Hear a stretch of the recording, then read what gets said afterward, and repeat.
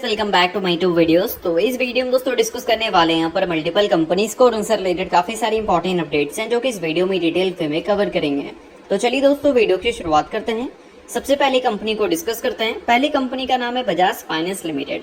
But इसको discuss करने से पहले अगर आप चैनल पर पहली बार आ रहे हैं तो जरूर चैनल को सब्सक्राइब करके बेल आइकन प्रेस कर लो ताकि आने वाली जितनी भी अपडेट्स हैं सभी कंपनी से रिलेटेड उसका नोटिफिकेशन आपको सबसे पहले मिल सके। तो चलिए दोस्तों वीडियो की शुरुआत करते हैं। सबसे पहले बात करते हैं बजाज फाइनेंस के रीसेंट परफॉर्मेंस के बारे में। दोस्तों अगर आज के दिन की बात करें तो बजाज फाइनेंस का शेयर काफी ज्यादा धमाकेदार तेजी रिपोर्ट करता हुआ दिख रहा है। तेजी को नोट करोगे तो वो करीब आपको 2.5% तक देखने को मिलेगी। और दोस्तों अगर टॉप लेवल से करंट मार्केट प्राइस को कंपैरिजन करें तो यहाँ पर 1.79% की फॉल भी देखने को मिल रही है। तो ये फॉल अगर देखने को नहीं मिलता तो बजाज फाइनेंस का शेयर आपको 4% से ज्यादा की तेजी रिपोर्ट करता हुआ दिखता। अब सिर्फ बजाज फाइनेंस में ही तेजी नहीं है, अगर बजाज फिनसर्व की बात करें जो कि बजाज फाइनेंस की पेरेंट कंपनी है उसमें भी देखोगे तो काफी अच्छी तेजी देखने को मिली है। तो इस तेजी के पीछे का दोस्तों एक काफी शानदार रीजन है और वो रीजन है बजाज फाइनेंस की जो सब्सिडरी है बजाज हाउसिंग फाइनेंस, उसके आईपीओ की न्यूज। अब आपने सुना ही है कि ऑलरेडी बजाज फाइनेंस की जो सब्सिडरी है वो आईपीओ लाने वाली है। तो इसके बेसिस पे आज क्यों कंपनी में तेजी देखने को मिली है तो चलिए उसके बारे में मैं आपको समझाता हूँ। तो देखो दोस्तों अभी तक आपने सुना होगा कि बजाज हाउसिंग फाइनेंस का जो आईपीओ हमें देखने को मिलेगा वो नेक्स्ट ईयर मिड में देखने को मिलेगा। बट उसका जो डेट है वो थोड़ा सा चेंज कर दिया गया है। अब जो इसका आईपीओ हमें देखने को मिलेगा वो हो सकता है कि हमें अगले महीने ही देखने को मिले। क्यों? अब इसके पीछे के एक रीजन है, उसकी भी हम लोग बात करेंगे। तो देखो दोस्तों मेंशन किया गया है कि बजाज ट्विंस आज के दिन 3% तक आपको तेजी रिपोर्ट करते हुए दिखी है। रीजन बजाज हाउसिंग फाइनेंस के आईपीओ को लेकर है और इसका जो डेट है दोस्तों वो फर्स्ट हाफ सितंबर 2024 की बात की गई है, या फिर बोल सकते हैं आप सितंबर के महीने यानी कि अगला महीना 1 तारीख से लेकर 15 तारीख के बीच में हमें इसका आईपीओ आता हुआ देखने को मिलेगा। और इस वजह से ये दोनों कंपनी आज के दिन काफी अच्छा परफॉर्मेंस देते हुए नजर आई है। और इतनी जल्दी ये कंपनी आईपीओ क्यों ला रही है इसके पीछे का भी एक रीजन है। तो चलिए, तो आप सभी को पता है कि मार्केट में जब बुल रन रहता है तो मैक्सिमम आईपीओ आपको उसी टाइम आते हुए देखने को मिलते हैं। और पिछले 1 साल के सिनेरियो अगर देखोगे मार्केट का तो अच्छा ही आपको देखने को मिला है। बीच बीच में मार्केट पिटी जरूर है बट ओवरऑल अगर देखा जाए तो मार्केट ने अच्छा किया है। तो बजाज हाउसिंग फाइनेंस जो कि 85,000 करोड़ के एसेट्स को मैनेज करती है उसका आईपीओ फेल हो जाए या फिर उसके आईपीओ में लोगों का इंटरेस्ट उतना ना हो, ऐसा कभी भी बजाज ग्रुप चाहेगी नहीं। तो इस वजह से उन्होंने आईपीओ का जो डेट है वो थोड़ा नहीं काफी ज्यादा कम कर दिया बोल सकते हैं। क्योंकि ये जो आईपीओ है फाइनेंशियल ईयर 2026 के एंड तक आ सकता था या फिर उसके मिड तक आ सकता था, बट 2025 के फाइनेंशियल ईयर में ही आती हुई दिखने को मिल गई। तो ये एक अच्छी अपडेट है।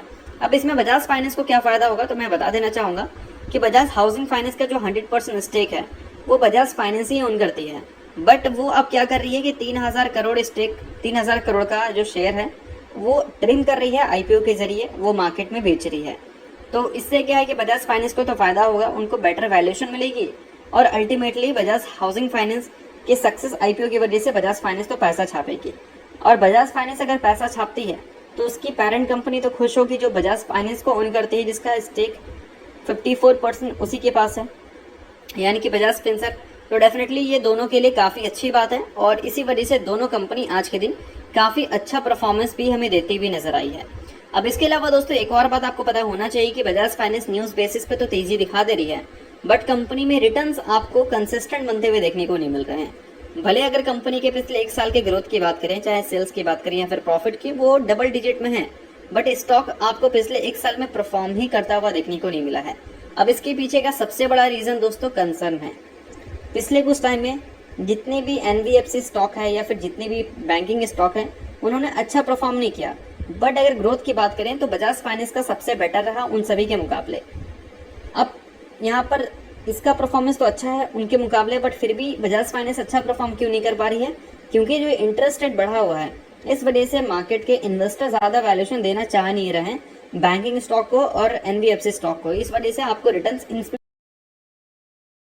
देखने को मिलने रहे हैं और वही जब आपको रेट कट होते हुए देखने को मिलेंगे तो वही टाइम ये सारे जो स्टॉक्स हैं वो रॉकेट बनते हुए दिख सकते हैं।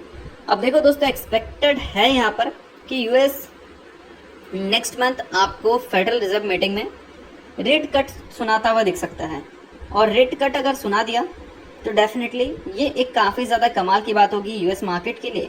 और उसका असर इंडियन मार्केट में भी आ सकता है। बट नोट करना एक बात को कि यूएस में अगर रेट कट हो जाए और इंडिया में रेट कट ना हो तो डॉलर जो है वो और भी ज़्यादा मजबूत हो जाएगा रुपीज़ के कंपैरिजन में।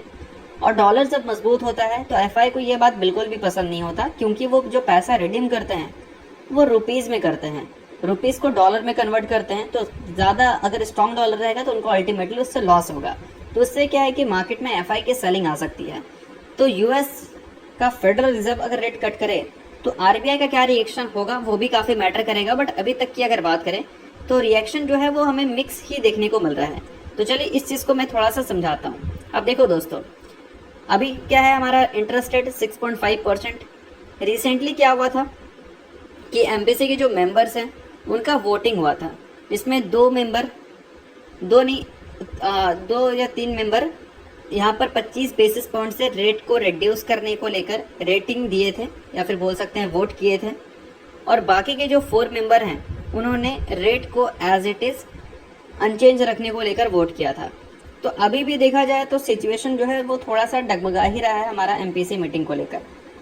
तो इससे क्या है कि मार्केट में थोड़े से उलझन आपको देखने को मिल सकते हैं। अगर फेड रिजर्व अपना रेट मान लो कट कर दे और हमारा एमपीसी कट ना करे तो फिर इससे प्रॉब्लम हो सकती है, इंडियन मार्केट को एफआई की सेलिंग दिख सकती है। तो यही चीज़ एक मार्केट को थोड़ा सा रिवर्स कर सकता है, ऊपर से नीचे कर सकता है। तो इस चीज़ को थोड़ा सा ध्यान देना। और मान लो आरबीआई का रेट कट कर देती है तो फिर बजाज फाइनेंस जैसी कंपनी रॉकेट वाला परफॉर्मेंस दिखा सकती है। तो चलिए दोस्तों डिस्कस करते हैं अगली कंपनी को, जिसका नाम है जियो फाइनेंशियल सर्विसेज लिमिटेड। आज के दिन की बात करें तो जियो फाइनेंशियल सर्विसेज का परफॉर्मेंस थोड़ा सा पॉजिटिव हमें देखने को मिला है।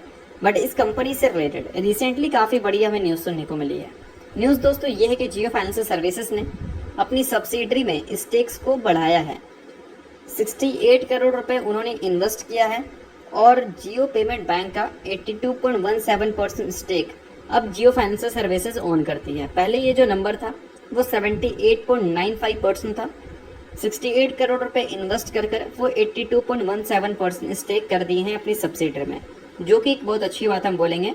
क्योंकि अभी के टाइम पे अगर देखोगे तो जियो फाइनेंशियल सर्विसेज की जो सबसे इम्पॉर्टेंट सब्सिडरी है वो जियो फाइनेंस लिमिटेड है, और जियो बोल सकते हो पेमेंट बैंक है, और साथ में जियो का जो इंश्योरेंस ब्रोकिंग बिजनेस है उस पर भी आप थोड़ा सा ध्यान दे सकते हैं। तो ये सारी कुछ इंपॉर्टेंट सब्सिडरी है जिस पे जियो फाइनेंशियल सर्विसेज सबसे ज़्यादा ध्यान दे रही है।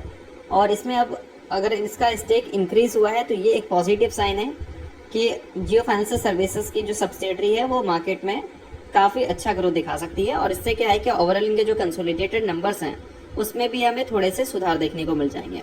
तो अगर आप इस कंपनी के शेयर होल्डर हैं तो बिल्कुल इसको भी कंटिन्यू कर सकते हैं। और पिछले कुछ टाइम से तो स्टॉक लगातार आपको थोड़ा सा प्रेशर में ही देखने को मिली है, जो कि क्लियर आप देख सकते हैं। टॉप लेवल से 15% का फॉल है। बट ये कंपनी में जो शॉर्ट टर्म में तेजी देखने को मिली थी वो काफ़ी ज़्यादा धमाकेदार था। इस वजह से अभी जो गिरावट कंपनी में दिख रही है ये मार्केट का एक नॉर्मल सा सिचुएशन आप बोल सकते हैं। इससे ज़्यादा घबराने की जरूरत है नहीं, आप बिल्कुल इसको कंटिन्यू कर सकते हैं। तो चलिए अब अगली कंपनी डिस्कस करते हैं जिसका नाम है वंडर इलेक्ट्रिकल्स, जिसने रिसेंटली दोस्तों 1:10 के रेशियो में स्टॉक स्प्लिट का अनाउंसमेंट किया है। सो अगर आप इस कंपनी के शेयर होल्डर हैं तो डेफिनेटली आपके लिए काफ़ी बड़ी अपडेट है। शेयर होल्डर नहीं है तो कंपनी को आप इग्नोर कर सकते हैं, छोटी कंपनी है, रिकमेंडेशन नहीं है, बट अपडेट जो था वो मैंने आपके सामने रख दिया। तो चलिए दोस्तों ये वीडियो नहीं तक था, करता हूँ वीडियो आपको अच्छा लगा, लाइक कीजिए, सब्सक्राइब कीजिए। वीडियो